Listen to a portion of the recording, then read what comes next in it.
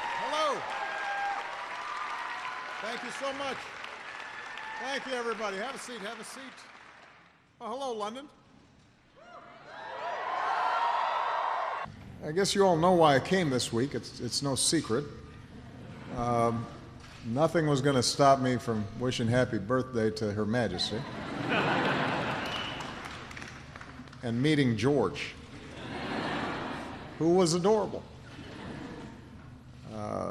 Michelle and I had the privilege to visit with Her Majesty and the Duke of Edinburgh yesterday.